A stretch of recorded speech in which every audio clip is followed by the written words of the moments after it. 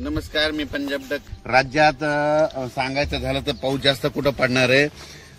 वर्धा, नागपूर, भंडारा, गोंदिया, चंद्रपूर, यवतमाळ, नांदेड, हिंगोली, त्याच्यानंतर परभणी, त्याच्यानंतर बीड जिल्हा, लातूर जिल्हा, जालना जिल्हा, संभाजीनगर, बुलढाणा जिल्हा, अकोला, अमरावती, हिंगोली, वाशिम. म्हणजे गणपती आपलं श्रीचं आगमन पासून ते 5 तारखेपर्यंत विसर्जनापर्यंत ह्या पट्ट्यामध्ये दररोज वेगवेगळ्या भागात दररोज पाऊस सुरू राहणार आहे.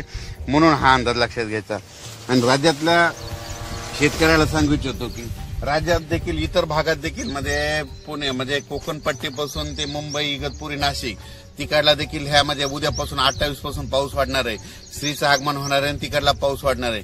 सातारा, सांगली, सोलापूर, कोल्हापूर तिकडे देखील काय होणार आहे? श्रीचं आगमन झालं की तिकडे देखील पाऊस वाढणार आहे. म्हणून बीड जिल्ह्यात देखील वाढणार आहे. कडा आष्टीकडे पडणार आहे.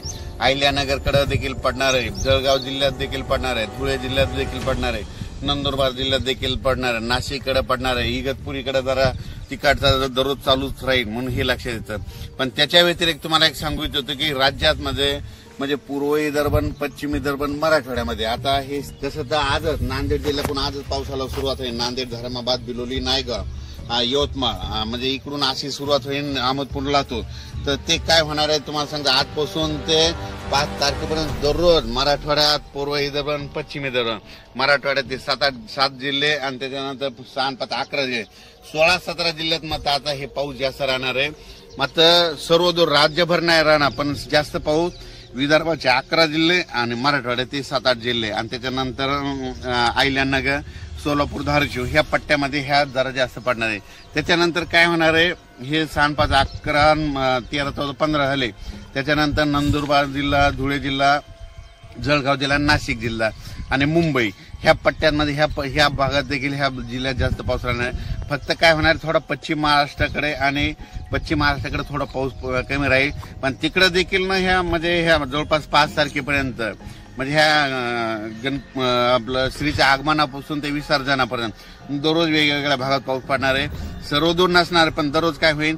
आज समजा तुम्हाला सांगतो, आज नांदेड जिल्ह्यात पाऊस सुरू होईल तर उद्या परभणीकडे येईल की त्याला जालन्याकडे जाईल. म्हणजे दररोज असा वेगवेगळा जिल्हा घेईल, वेगवेगळा तालुका घेईल. पण हा राज्यभर पाऊस काय होणार आहे आता म्हणजे उद्यापासून सुरू होणार आहे. आज दुपारपर्यंत काय होईल? थोडं सूर्यदर्शन होईल. सूर्यदर्शन झाल्याच्या नंतर काय होईल? लगेच काय होईल? पुन्हा दुपारी 2:30च्या नंतर काही भागाला पाऊस सुरुवात होणार आहे.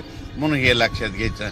पण राज्यात मात्र सांगायचं झालं तर म्हणजे हे उद्या म्हणजे 27 तारखेपासून 27 ऑगस्ट ते जवळपास 5 सप्टेंबरच्या दरम्यान दररोज वेगवेगळ्या भागात विखुरलेला स्वरूपाचा पाऊस पडणार आहे.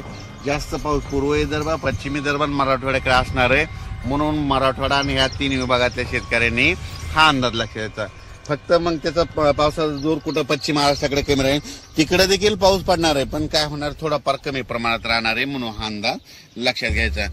आणि त्याच्यानंतर सांगतो की महाराष्ट्रात देखील दररोज वेगवेगळ्या भागात पाऊस पडणार आहे. म्हणून शेतकऱ्यांनी ह्या 2-3 दिवसामध्ये आणि तसं तर काय करायचं आता ह्या 8 दिवसामध्ये जसं वेळ शेतीचे कामं भेटतील तसं कामं करून घ्या.